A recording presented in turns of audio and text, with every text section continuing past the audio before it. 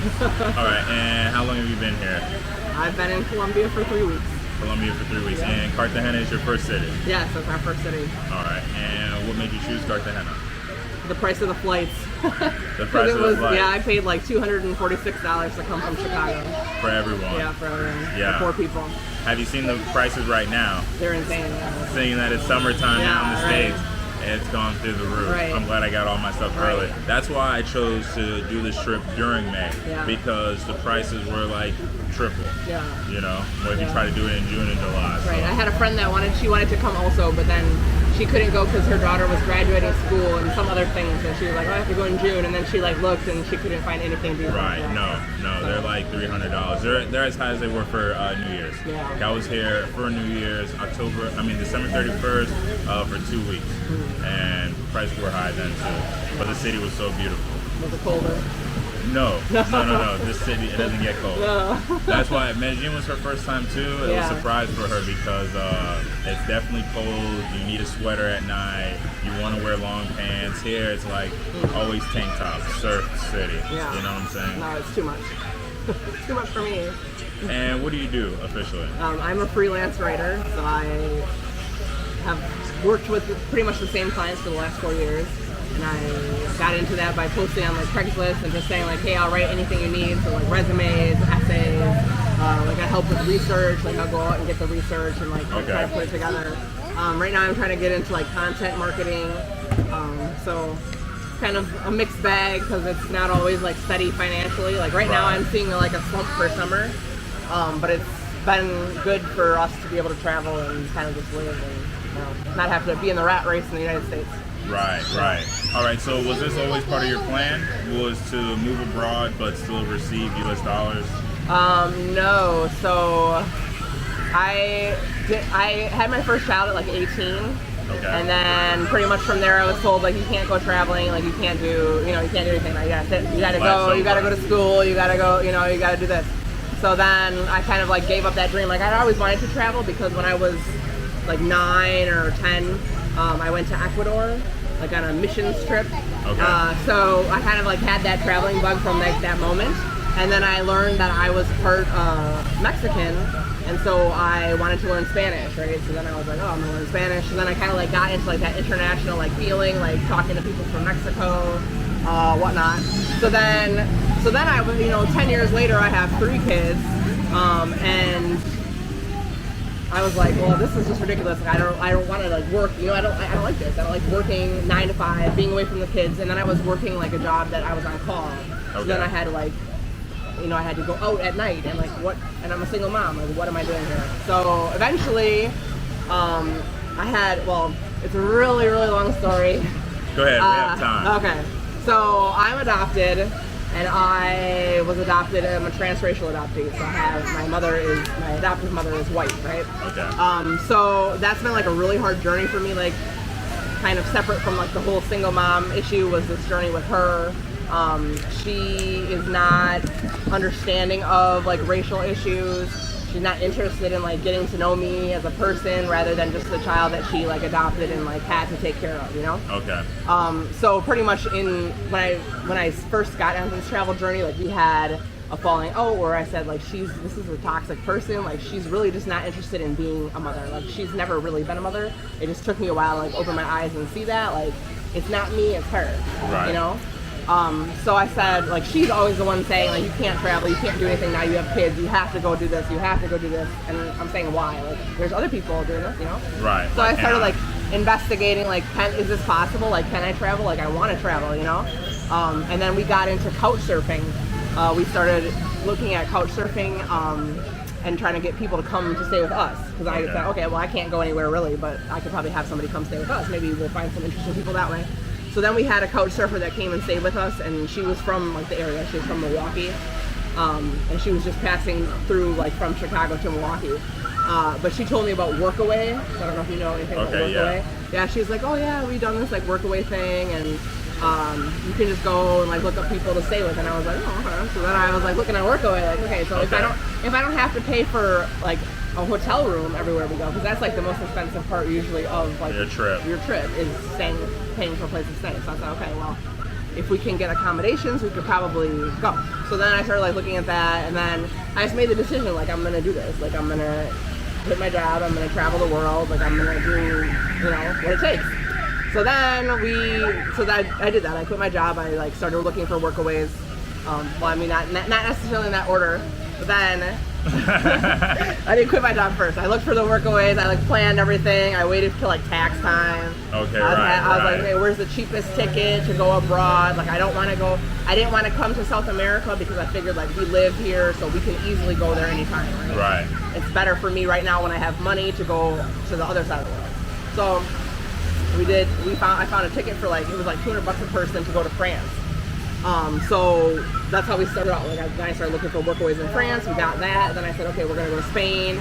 We had one originally to go to work away in Spain, but then it fell through, so we had to rent Airbnb for that month in Spain. Okay. Then we went to Portugal. We had a workaway. So like kind of all this, like, I just tried to build a plan, right? And then eventually I was like, okay, well, I don't know what I'm gonna do after that. So then I just left it at that. So then we got there. We did all that. Sorry, am I going too fast? No, you're fine. You're fine. All right. So we got there. We did our workaways, and then I found out that you cannot stay in Europe for more than 3 months without like a visa. Right? Okay. In all of Europe. In the Schengen zone. Okay. So there's like most of the countries in the EU belong to the Schengen zone, but some of them don't. But you have to you can only be there 3 months, and then you have to leave for 3 months, and then you can come back. Right. So that ruined my whole entire plan because I really wanted to just go around all the different countries and see what I wanted to see. Right. So then we decided we're gonna go to Morocco for 3 months to like get our visa reset, like just chill in Morocco. You know? Okay. Pretty cheap. Like I had never been to Morocco, and I was like absolutely. Well, I wasn't like terrified, but I was like, I'm not gonna like it there. Like I'm not. Why? You know. What had you read? I don't know. I had read like bad things about people in. Like going to Marrakesh and getting like hassled and whatnot, so I didn't really want that. But I wouldn't say I was scared. I was just like, I'm not gonna like it. Like I really thought it was gonna be like backwards, like not backwards, but like more so developing than I had ever been used to, you know? Okay. Even like I've been to Mexico, and Mexico was like, okay, it took me a while to get used to it, you know? Well, how developed do you feel this is?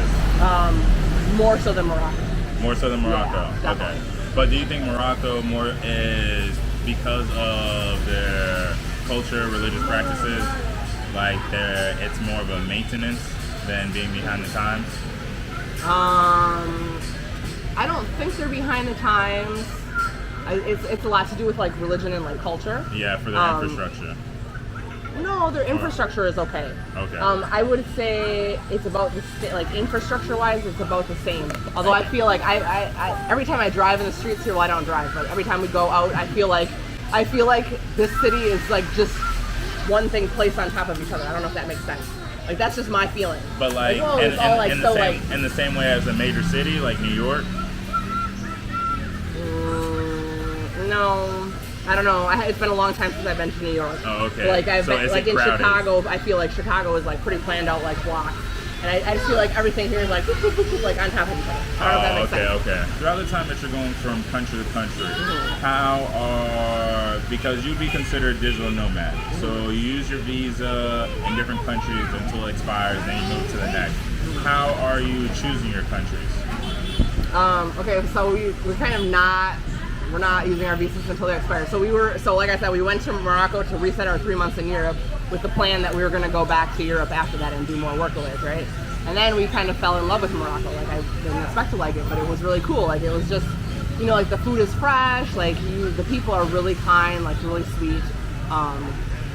There's just something magical about Morocco for me, anyway. Okay. So we ended up leaving to go and do a visa run.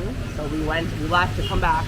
And then we came back, and we were just chilling and getting, you know, playing around, seeing different cities. We went to Tagazu, which is like a beach town, and that was like, for me, that was the moment that like solidified my love for Morocco, because I had always wanted to like live in a beach town where like it was a small beach town. You could just go out and get your chicken, get your food, like whatever you're making for dinner, and the beach is like steps away, and that's how it was. And it was like a fantastic price, so I was like really happy about that. And then at the end of that time, I ended up getting pregnant with this one right here. So then we were stuck in Morocco. Okay. Okay, so you end up spending about how long? So we ended up spending 3 years total in Morocco, and we did visa runs every like 3 months or whatever. Okay. Just to be able to stay there because we had friends, we had like a whole life there. And do you have to fly out or just go to the border? Well, you can go to the border, but we flew, like we went to Ireland, we went to Sicily, we went to Italy, we went to Portugal. So I mean, it in hindsight, like it was a great base for like exploring Europe because you can pretty much get cheap flights with Ryanair. Like $5 flights. Okay. So, yeah, it was a good time in Morocco. I would definitely highly recommend Morocco. Highly recommend. Highly recommend, yeah. All right. I actually want to go back, but I'm not sure. Like, I really want to see the world, but I also really miss Morocco a lot. So I'm not sure if maybe like in like a while, like I'll get used to it. You know, like I'll get used to not being in Morocco. But it's been really fun to like, transition away from that because that was my place. So how do you maintain having 3 kids and work and education? Yeah, so I actually have 4 kids, and my oldest is in the States right now. She's 18, so she's doing her own thing now. She's gonna travel to Lisbon. But this right here is my main guy. Well, I mean, they're kind of like easy, right? She's the only one that really needs to be like watched. Maintained. Yeah, the baby is the one that needs to be maintained. Right. So he kind of like helps me out with her. But like I work in the morning, you know, like whenever I have free minute, I'll just work and then go from there.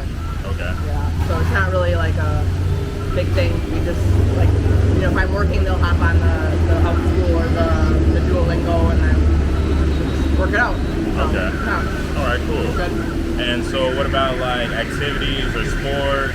Yeah, we don't do like formal sports or anything like that. But like our activities would be like going to the beach or whatever we can find to do. Okay. We're planning to go down to I can't remember where it was, but we want to go play chess with the people down in the you know where it is? Yeah, in the park. Okay. Well, we read about that. Park, San Fernando. Something, I think so. Okay. So I think you're gonna go play chess, yeah. Yeah. So Okay. that would be like for me that would be like education. Right. And activity. it would be like something to give that, you know, like it gives them insight into like the local culture. Okay. And he's practicing chess, you know, so. Right. Yeah. And so, as you go to each country, do you feel like you're vacationing? Do you feel like you're working? Or how do you maintain a balance between the two of not doing too much vacationing activities because those are more expensive and it'll exhaust your resources a lot. Right now we're like not doing any like vacationing activities because I don't like I said, we have a summer slump now for writings.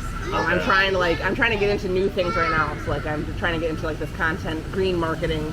I'm taking some courses online so I can like expand my skills. But I wouldn't say we're not doing too much vacationing, and we really don't. Like we really, like okay, yeah, over there's like a kite surfing place. Like okay, let's go do that. But like not like we're not constantly doing like vacation things. Okay. Like, we're really trying to like live. Well, I'm trying to live like we were locals. Okay. Like, and that's you know, like, each time you go to a different place. That's why I think it was good with the workaways. Like with the workaways, you're with a person, you're with a family. Like they're not going on vacation, so you're with them. Like you're experiencing what they experience living in their countries. You know. Okay. Even like here, when we first came to Colombia, we went to stay on Isla Boca Chica. Okay. So we like right away, like we were in, like I feel like we were in the culture. Like we're learning about like why is people on island? You know about the story about Tierra Bamba. No. Okay, so the island was a defense for Cartagena in the colonial days, right? Okay. And they put the slaves on the island to defend the island, and so now all of their descendants are there, and Colombia hasn't given them like the same resources as they would have living in the city or anything. So like we're learning about that like firsthand. Like we're living there, being with people and like hearing their stories, and I think like that's the most important part of me traveling. Like I didn't want to travel to be like on vacation all the time. They're like, oh, we're having so much fun. Like I want to see like what the world is about, you know? Okay. Yeah.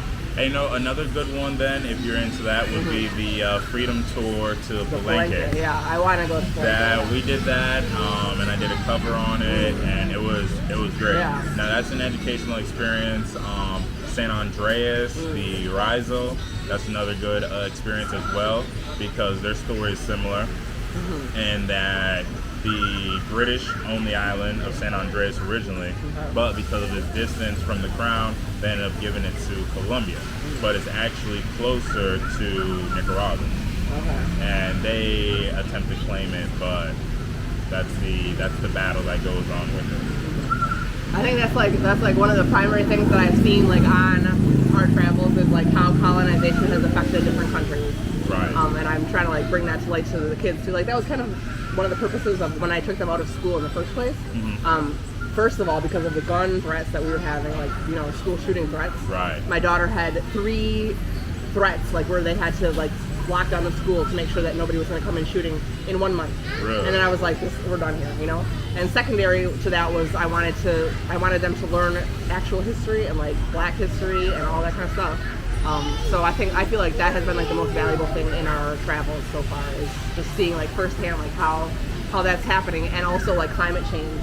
Right. We did a workaway in Morocco, and like just to see the difference from 3 years ago to now, makes you appreciate like how much water the West uses, you know, and like how we're affecting even in Morocco, you know, this remote place that they don't have water because of climate change and the overuse of water in the West. Right. So, right. Okay. And so, in regards to safety that you spoke on, do you feel safer here? Do you feel it's equal to the States, or? Oh, I would say that, I feel like safer here than I would in the States. I don't feel safe in the States. I mean, relative. I haven't had any like huge issues in the States, but I feel like I like to be here. I like to be where I'm not the only person of color in the room, and I know you. I mean, like in the north, it's so different. Like where I'm from Kenosha, Wisconsin, where the I don't know if you know about the Jacob Blake shooting and the Kyle Rittenhouse shooting. So I'm from there, and like that was like a huge impact when that happened on me.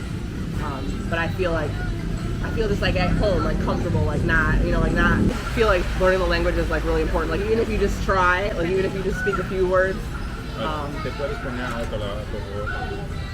Even if you just speak a few words, like it's better to try than to not have tried at all. You know, like in Morocco, we didn't speak anything of Arabic, but they like appreciated that like I at least got like thank you, you know, like that. Okay. So we tried to learn like as we went on. But yeah, it's really important to like try to learn the language of people. Go after here because you've been here for 3 weeks now. Are you going to stay for the full 90 days? In Colombia, I think I'm probably going to stay another month after this. Well, because we have here in Cartagena, we have till the 13th of June. And then we're probably going to go to another city in Colombia, and then we're going to try to meet up with some other moms in Ecuador. So so when we were in Morocco, we were going through the COVID lockdown. There was an old woman that came like right when it was first starting, and she was another single mom. And then she decided she didn't like Morocco, so she left and she went back to the States. I think she went to Mexico, but now she moved to Ecuador. So she's like, oh yeah, come on down and whatnot. So we're gonna try to meet up with her, and the kids will get together and play, and then. And what's the name of this group? This is in Ecuador, you said, but it's a group of moms. Well, there's like several single mom travel groups on Facebook that I'm part of. Okay. But she was just one that like I don't know how we ended up connecting, and then when she came to Morocco, and then. I still keep in touch with her, and she's like, "Oh yeah, I'm in Ecuador." And then she told us, like, if you want to come down, come down. So we're gonna rent a house together in Salinas, Ecuador. Okay. And then another mom that she was speaking to that was in Brazil is gonna come up. So we're gonna kind of like have a group. But there's like multiple resources for like single moms that are traveling that want to meet up. Yeah. Yeah. Okay. Because I'm sure one of the biggest struggles would be help with maintenance of the kids in the house and things of that sort. But then the other thing would be safety. So knowing that there are mom groups out there, people that you can contact, ask questions to on areas to stay. But yeah, seeing that other moms want to know safe places or cities, because when you look on a map or you're trying to get an Airbnb, you don't know any of the names. So it's all relative. Doesn't matter how far or how close they are to the downtown area if you don't know anything about them. So that's good that other moms can know they can link up with one another and find other groups. It's nice. I've met several like really good people through the single mom travel. Like even in Morocco, we were in lockdown with another mom that we met on the traveling group, and she had a kid that was the same age.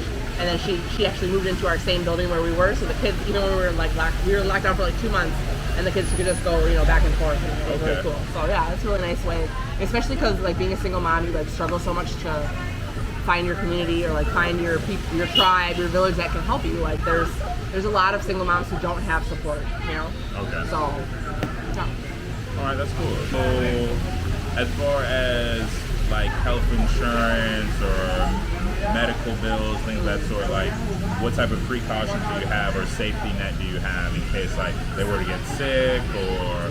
No, we don't have any like type of health insurance or anything like that. So we just like when we were in Morocco, we just paid out of pocket. Just paid out of pocket. So much cheaper than it is in the States. So it's really nothing to worry about. Even for me, like it's probably cheaper to pay out of pocket in a different country than it is to pay your like copay or whatever in the United States. You know? Really? Yeah. Okay. Well, I mean, like we went to the dentist in Morocco and it was like $25 for like a checkup and whatever. So that's nothing. You know, that's I don't know. There's a lot of like insurance is a big thing. A lot of people they talk about like getting insurance in foreign countries. I don't know. I don't have the money to get like that world nomad insurance that's going to cover you anyway. And then like to think that we haven't been sick at all like since we've been on our travels. So. Okay. And so do you feel traveling abroad? I even had a baby. Sorry, I even had a baby in Morocco, and I didn't have insurance. Right. Yeah. And so so you even experienced that whole thing, like carrying a child overseas, giving birth overseas. So was that more strenuous than having a child in the States? Because technically she's Moroccan by birth. Right. So what does that look like for documentation later on? Well, so she just had to go. I had to take all my proof of pregnancy and whatnot, and my proof of delivery, and take it to the embassy in Morocco. And she had a Moroccan birth certificate, and then like with all the information in my passport and whatnot, she got her passport and her documents and her certificate of birth abroad. So it hasn't been like any problem. Yeah. Okay. So can she have dual citizenship? She doesn't, no, because her father is not on the boat in Morocco. So she doesn't have any rights. Okay, gotcha. Okay, so since I have not been anywhere besides Cartagena, my question to you then would be, do you feel like other places are more cultural? Because what I get from Cartagena is like extremely modern and not necessarily connected to like tradition. How does that make sense? Like nothing bad, but just like I feel like it's very modern.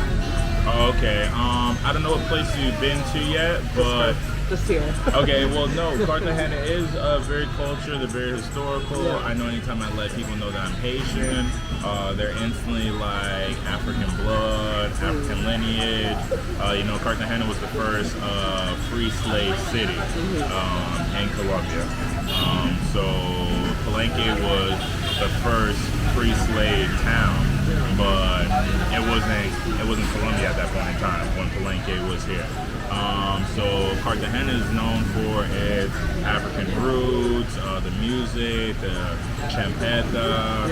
I played my Haitian music for them, the compa, and it's identical, So, I don't know, out here it's very modern. I'm surprised the amount of cars that you have here. This is pretty much like Medellin. Let me take you to the real Cartagena by the airport. Let's go. It's moto taxis everywhere. It's cheaper prices for food. This is relatively normal, but it's more of these, like everywhere all the time. There's more of these, and really the people know that they're black, and the people accept you for being black as well. Especially if you're coming from Africa or from one of the islands, or you can be a conscious of Black American, African American, but you don't see too much of that, But as far as roots and history, people know their history here pretty well, especially as far as Black Colombians go. I think I'm just in the wrong area. Yeah, this is very modernized. This is very close to city living, like downtown Miami right here. But on the other side of Cartagena, where they're working in tourism, you feel it differently. Because everyone on that side of town is like working class. I definitely felt the difference on the island. Okay. I mean, that was like, you can tell that they're like in touch with themselves and like. Right. I just feel like here, like everybody's kind of like, well, I think just maybe in just this area. Well, I mean, you're by the university. It's residential over here. This is not as much commercial on this side of town, so that's the difference. Like even your buses and whatnot. We have the large SUVs, like the Broncos, that they use as vans and put people in the back of. Like they have a bunch of those that they use. They're 4x4 Broncos, and they load people up in the back, and that's like another form of their buses. I need to go by you. Yeah. But then when you go to Medellin is like so made up, so well made up. Like everything like public transportation's on point. Private security is everywhere. The streets are very, very clean, and there's always some sort of maintenance going on. Like, yeah, it's dangerous, but it's mainly because it has like a big city vibe. There's a lot of things going on. People walk past each other, and everyone's trying to look into each other's eyes. Cartagena, people are generally trying to greet or say something to the people they walk by. You know, so yeah, we gotta get you on a different side of Cartagena. Also, I want to go to dance trompeta, but I don't know how to do it, and it's too hot to be dancing. No, I have to leave you for like 10 minutes there dancing. I was like, no, bye. Sorry. Yeah, out here it's like more affluent, like Manga. Manga's another part of Cartagena. It's by Boca Grande. That's another affluent side. It's more expensive on that side. Boca Grande, Laguito, those are more expensive. But Paseo Bolivar, Daniel Lemaitre, Crespo, Marbella, you can find reasonably priced housing over there. And enough activities to do. The beach is like 10-15 minutes away. Like, it's really good. Well, I didn't have any idea when I first got here, so then I was like, okay, well, let's rent this place with a pool. Sounds like a good plan. And it's so far away from the beaches, so that would be something that, you know, the travel groups would be helpful for. Like, another single parents group would know, like, hey, don't go over here, go over here, you know? Right, and you see, and that's why, you know, I felt it better to start doing the interviews, because there's a lot of things the web pages don't say from vloggers. There's a lot of things, like, for example, when we went to Medellin, all right, there's so many travel videos on Medellin. No one ever said that the airport is so far away it's going to cost you 90,000 mil pesos to get into the city. Or that the airport that you see that's in the city only has private small engine planes that land there. You can't land there in a commercial plane. Just so you can kind of arrange yourself a little bit better. As soon as you get off the plane, you're hit with these fees, and you're like, how am I 90,000 mil pesos from like my hotel from the city? Well, it's like the small details that people don't think about. Right, think about that matters. Right, they don't think it matters. But like for a traveler, if you're budgeting everything, all the numbers matter.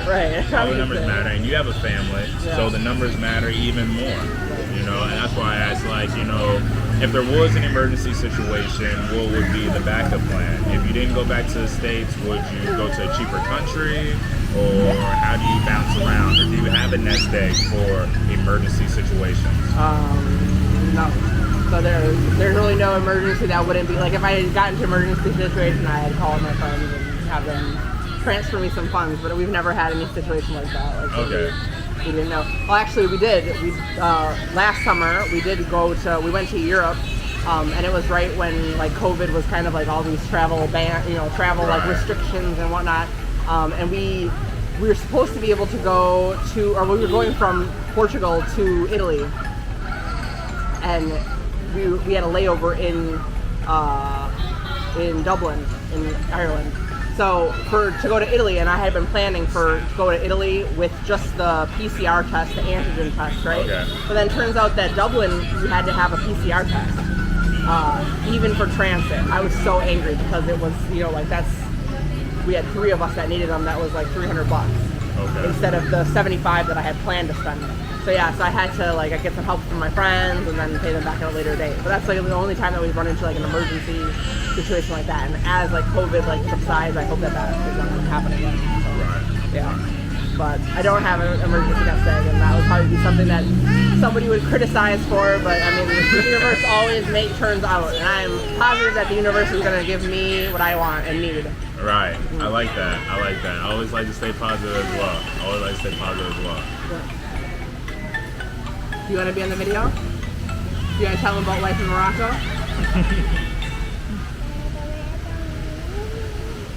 She speaks a little bit Arabic too. Oh, does she? Oh, yeah. She's learned over the time. Yeah. She actually, so this is something about traveling with kids. She was born in Morocco, and she grew up in Morocco since she was a baby, you know. So when she came back to the States for the first time, I think she didn't understand like why everybody was speaking English. Yeah. Because she's never been around like everybody speaking English, you know. So she stopped like, well, she didn't stop talking, but she like stopped talking only English, and she would like replace words with like taka taka, and she'd be like, oh, I'm just taka taka taka, and then finish her sentence, you know. Oh, really? And it was just really, and now that we've been here, she hasn't done that anymore. because I think she's trying to figure out like why do like all the different languages. She's trying to figure out like Arabic and like what now nobody's speaking Arabic around me, they're only speaking English. So now I have to sound like something. She's so cute. She'll listen to Arabic videos and she like tries to sing along with them. Yeah. Oh yeah? Yeah. She's a good kid. It's just been interesting seeing like a third so her culture, she's like a third culture kid because she's not born in her country. And now she's in another culture, so yeah. It's been interesting watching her figure it all out. And just like the differences from country to country. And that was another thing that I felt like was not the same that I missed about Morocco when we got here, was that like in Morocco the culture is very kid focused, like very kid friendly. And she like anywhere she went, she would get like a free fruit. Like if she went up to a vendor, she'd be like, oh hi, and then he'd give her like a free fruit. And I don't know, it's probably again where the area that we're in, but I'm not sure if that happens here. So I would be interested in like I want to go to like a smaller town just to see like how it is like culturally there, you know? Okay. Like to see if it's more like kid friendly in like other areas or what. I'm not saying that it's not kid friendly here. They do have a lot of kids. Yeah. A lot of kids that do have the means are in like after school activities. Yeah. So some sort of soccer or tennis or baseball, things of that sort. But and the gym. A lot of people go to the gym. The gym is very big in Colombia. Yeah. They have them everywhere. They have them everywhere. Also, what I was surprised to see in Medellin, a lot of skate parks. Okay. They're big on the skate parks here. Yeah, they got they're not doing a lot of tricks at them, but they have. They definitely have. See, that was something I think in Morocco was like there's really not a lot of like extracurricular activities or like. I mean, there's parks and I think there's a few skate parks and there's like basketball, but like soccer, you know, like it's more like, for me, Morocco was more old school. Like you play in nature, you know. Oh, okay, yeah. okay. Yeah, gotcha. you go out and climb trees or whatever's around, you know. You play in the square with other kids, you know, just kind of like more freedom. I don't know if freedom is the right word, but just not. More liberties, more resources. Right. More like natural, like you have to make do with what you have. Right. So we turn that down just a little bit for a second. You have to turn this down for a minute, please. I'm sorry. Just okay. down a little bit. Did you? Give me a great look. Yeah. She used her eyes on you, huh? Yeah. Hypnotized. And so, how do the numbers break down, if you don't mind me asking, as far as not on game, but on expenses? So there's food, there's rent, obviously taxis, maybe any sort of medication, clothes. What would the regular day-to-day things come out to be when it comes to like electricity, internet, water, gas? Absolutely. No, so if we're renting like an Airbnb that's all included, so I wouldn't even think about that. Right. I try to keep my Airbnb costs under 400 USD a month. Okay. So what does that come out to like a night? Like nothing over between like 18-25 a night? I don't do math in my head like that. You go ahead. But yeah, no, I try to stick to like the cheaper apartments. We were really good. I think, well, I don't know. I'm sure it would be cheaper if we were Colombian, but I feel like we were lucky to get this place. It was like 300 and something for the month. Okay. So I always try to do by month because it's cheaper than by night, right? So it has a pool. That was what I wanted, you know. Big sell point. Right. So yeah, taxis, like we just do whatever we have. Like right now, I told you we're a little bit short, so that we haven't been doing as many taxi things or like going around as we could have been doing. But food, probably we spend $500 a month, $400 a month. I don't know. I don't really have like a strict budget. Yeah, it's a little bit different. Well, when we were in Morocco, because we were set, right? We were fixed into a different place. Morocco is even cheaper than it is here. Really? Yeah. Morocco, we were paying like 200 USD for a 3-bedroom apartment with everything included, internet and fully furnished. So wow, that was pretty nice. And did you find a lot of expats out there in Morocco? Digital nomads? There is a lot of expats, more so from like France and the UK than there is from the United States. So that was kind of like one of the reasons why I wanted to move around, because I wanted to go someplace where theoretically there would be more like English speaking versus French. So we came over here to this side of the world, and I feel like there's more Americans on this side of the world than there would be over there. Right. Yeah, there's a lot of expats there. So I think that the most expensive part of travel is the flights. the flights. Right now I'm thinking about moving to like a different city, and I'm like, I don't know if I really want to, Fly right now. Yeah, well, we're not definitely gonna fly. We're gonna probably take the bus. I know we try to like not fly as much as possible. If we can go by bus, why not? Okay. We did like lots of long bus trips in Europe because it was cheaper. When we left Morocco, so we left Morocco and then we went to Europe for like a month almost. And we had our own suitcases, so then it was cheaper to go by bus than it was by plane because the carry-ons add up. Right. So, although now we're traveling backpack only, so maybe we can think about flights. Can't do it like that. Yeah. Okay. Yeah, for personal items only. And so when you did move initially, like, what did you do with all your stuff? What did you do with your house, your car? Oh yeah, so we sold everything. We got rid of everything. We have probably 6 tote boxes in my friend's house, my friend's basement, that we have I have dishes and some clothes and some like special items or like documents. But otherwise we got rid of everything else. Got rid of everything. And I don't miss it. No, you don't. So I'm so happy to be like, I don't have to clean, I don't have to throw that stuff away or do anything, Yeah, we had a lot of stuff. Because even before we moved, we left for this world trip, we had moved from Wisconsin to Texas, and then from Texas back to Wisconsin. And I had done both times. I had done like a clean out, get rid of stuff that we don't need. And then when we left for our trip, we still had like a bunch of stuff. So this trip has taught me how to be a minimalist and not to worry about things that you don't need because you really don't. Or that you're not using on a regular basis. You don't need it all. So what did that process look like? How long did it take you to get rid of everything from the moment you said, I'm ready to move? Yeah. How long did that take? Well, I really didn't do anything with it until 3 weeks before we're supposed to move out. So we gave stuff away. We took a bunch of boxes to my friend's house because we moved out on June 1st, and then we went to do a workaway right away. And then we came back and we had like rummage sales. So I had stored a bunch of stuff in my friend's house that I thought was gonna, I could sell. And then so it took like a month to do that. We did a month worth of rummage sales, and then we just left it at that. And then gave away the rest or donated it. So. Yeah. And so that was all 3 weeks before you moved out officially. Yeah. Well, the rummage sales were the month after, but we had to box everything up and put it to my friend's house. Okay. 3 weeks before. Yeah. And now that you've seen Cartagena, what do you think about it? I like Cartagena, but Cartagena is not home. I wouldn't stay here long term. No. Okay. And what are some things that you're looking for when you travel to different cities, different countries? I don't think I'm looking for anything necessarily specifically, but I don't like heat. I don't like this heat. You don't like the so heat? I guess I'm stuck on Morocco. Okay. I wouldn't stay in Cartagena long time. But you said you had seen Santa Marta as well. I haven't seen Santa Marta. You haven't seen Santa Marta? When I first got the idea to come to Colombia, it was because I had seen pictures of Santa Marta, the beaches. Okay. And the white sands. So I had wanted to go there. Is there any other skills or trade that you have that you think about using here, or is it only the writing as a form of income? No, just the writing. Just the writing. I'm looking around. I do like some tutoring too sometimes. Okay. I've actually just signed up with tutor.com. We'll see what happens with that. But I really prefer to just do my work and turn it in and not, talk to people. Okay. Not that I don't want to talk to people, but I don't. Teaching is not my big thing, I'd rather just finish my work and do it.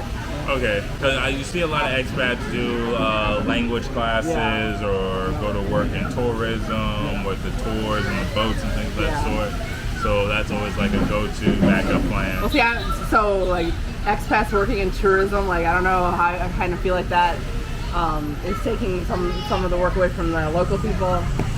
It's a huge thing in Morocco that the expats will come in and start tour businesses, and then they don't. That's not helping the locals. Right. So, and I know there's another single mom that she's living in Mexico, and she was talking about the impact of how expats are coming in and starting these businesses and not taking responsibility for how that changes the local climate. So that's something that I'm always thinking about. Well, I'm not always thinking about it. I probably wouldn't get involved in something that would take up the space of the local. Right. So I'm really primarily focused on working in the United States to, get that money not to disrupt the local economy, if that makes sense to you. Okay, no, absolutely. Well, how does an expat help the local economy then? How does an expat attempt to do more good than harm when moving abroad to another country? I feel like that's something that's probably you're always thinking about, or like always it's like a balance. I don't really know, like maybe I am having a negative impact, but I try to stay in like local neighborhoods and not so much.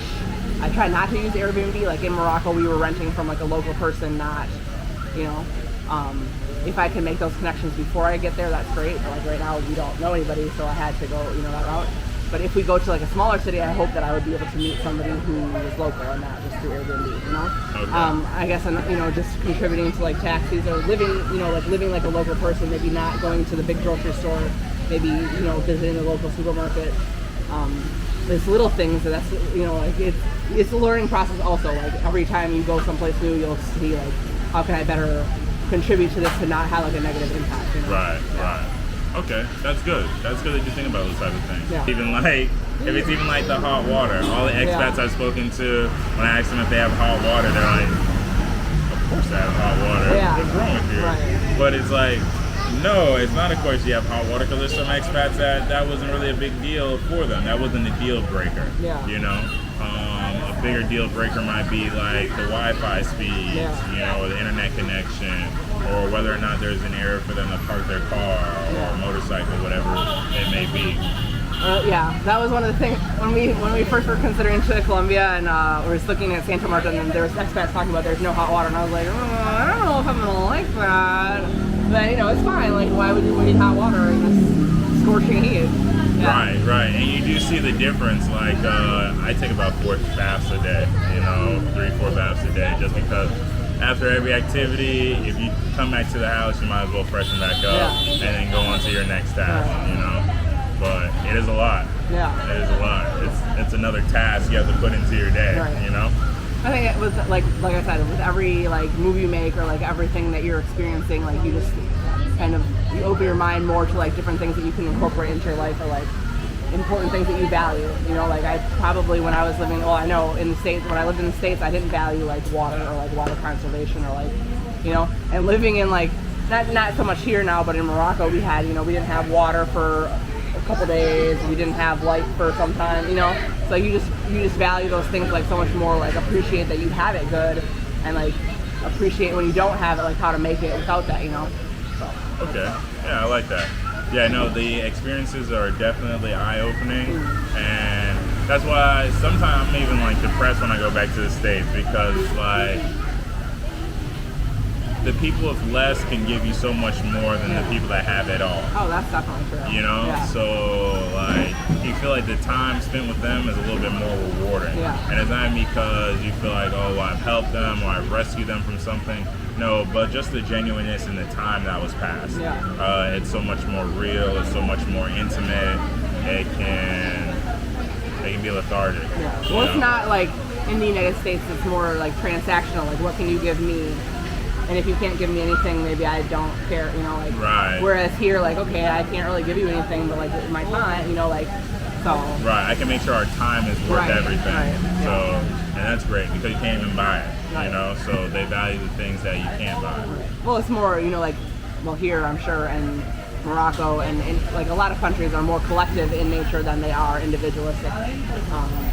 And I think that has a huge effect on, for me personally, because I've never really had that, like a community experience, because I was raised in whiteness and, that individualistic mindset where you're not valuable unless you're contributing something.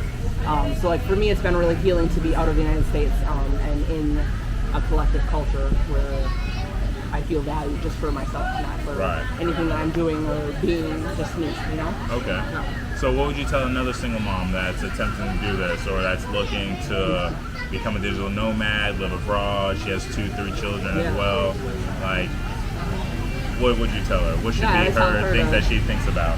Well, I would tell her to find that remote job that you're good at or that you want to do, and then go for it. Like, there's nothing to stop you. Well, there is sometimes single moms, they have to deal with that, like issues with the dads not signing passports or whatever. So that would be something that you need to look into. But if you can get that passport and you can get that remote job, like don't hold back, like go for it, because it's so much, for me, it's so much easier abroad than it would be in the United States, you know? Right. Everything in the States is 4 or 5 times the price, you know? Like where I was renting before I started this trip is now triple, the rent is triple of what it was when I was there. Right. So, you know, and I know that there's a lot of single moms that are struggling. That's like one of my, if I had a lot of money, I would be like just bringing single moms out here with me because, you know, it's so much easier abroad than it is there. I can't imagine being trapped there. Like, I know that I have one friend, she's also an adoptee, and she really like desperately wants to travel, but she just feels so trapped there, and she doesn't have a community, you know, to back her or to support her. So it's hard, you know, it's hard out there for single moms. Okay. Yeah. But I would say go for it. Like, just do it. Like, there's nothing, you know, there's nothing better than that freedom too. Like, to be yourself and to like not worry about what United States society believes is the correct way for you to behave. Right. And about how much do you think is that springboard to leap you off into, say, living 6 months, 3 months worth of income to go ahead and make the official move and leave the United States? About $5,000, $10,000, depending how big the family is. I think it would depend on like what is your plans for travel. Like, are you trying to travel extravagantly? Like, are you willing to do workaways? Are you willing to do couch surfing? Are you willing to, like, what country do you want to travel to? Like, European countries? Do you want to travel to South American countries? Like, are you going to stay in the big city? Like, all that kind of stuff needs to be considered when you think about it. But, like, I guess I left the States with, like, $100 in my pocket. So, you know, it depends on your comfort level, too. Like, can you make money on the road?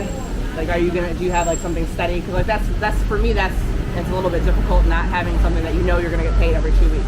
Okay, you know, right. or like every week you're going to get paid a certain amount, right? So it really depends for me, I think, on your comfort level about like how secure you are that you're going to be making money. If you want to have 5,000, save up 5,000. If you like, what is your plan for accommodation? What is your plan for food? Okay. You kind of it's going to be different for everybody. Everybody's going to have a different comfort level. Right, you know? right. And what other country would you like to see? Like, where would you go? You're going to go back in November for the passport. Where would you go back out to besides Morocco? Well, I mean, we really like to see everything. So, but I think that like now we're in South America, and I would probably, if possible, like to head to Asia because we haven't been to any country in Asia yet. Okay. So I'd like to go like. If anybody has seen the movie The Beach, that was like my inspiration for traveling to Thailand. Oh, really? I'd like to go to Thailand. But I think now that I probably won't like it because it's super hot. Have you never seen Broke Down Palace? Yes. That was my inspiration to stay away from Thailand. Well, I won't be doing all that kind of stuff. That was my inspiration to stay away because they're not playing around. Yeah, no. They cane you, I think, right? Yeah, still. I think both of them got 77 years. Yeah.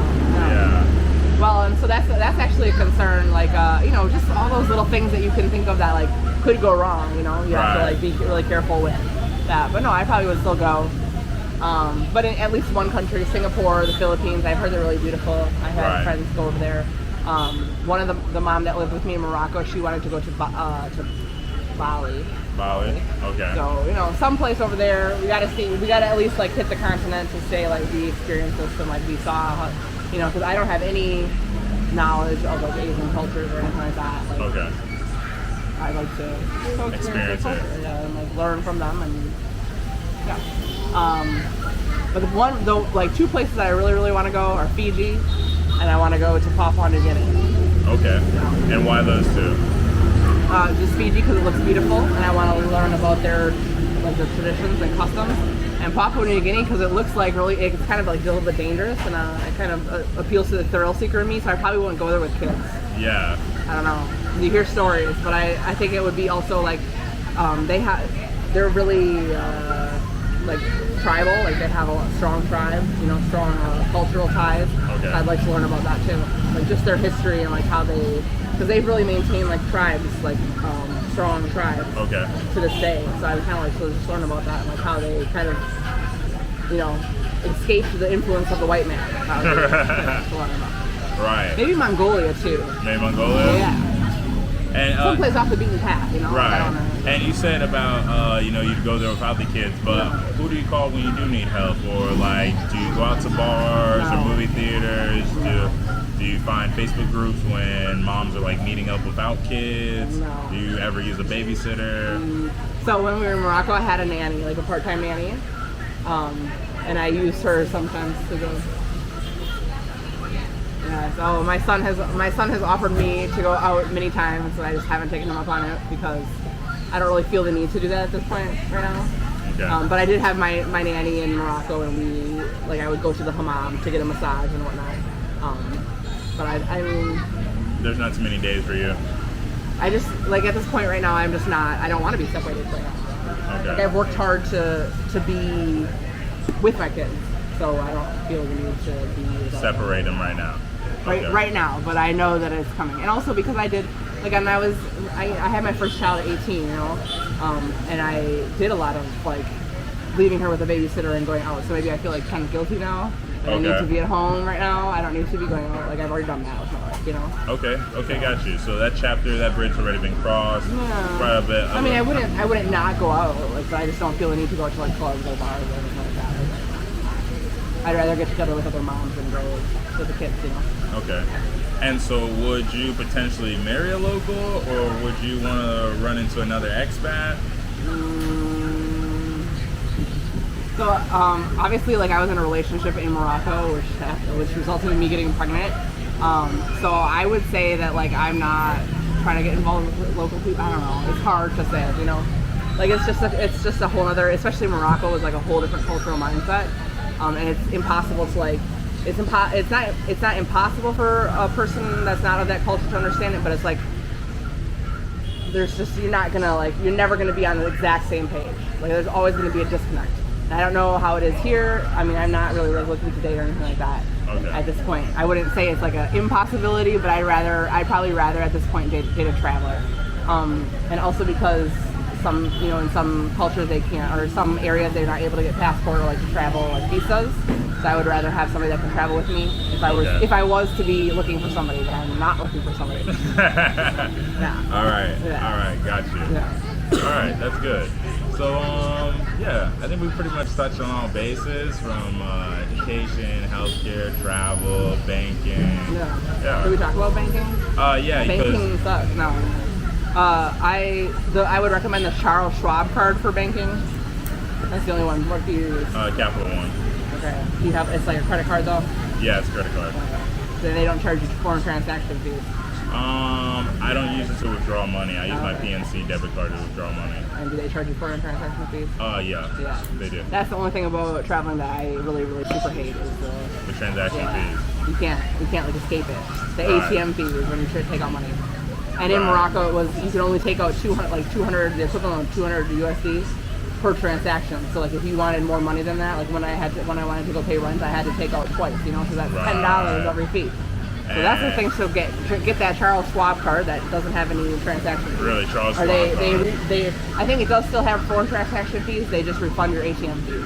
Oh, okay. No, those things like that. Talking about work stuff. Yeah, we're talking about banking. Colombia and banking and how annoying it is to have to pay extra money. Conversion rates and everything. This is Jasleen. This is my daughter. One of your daughters. Yes.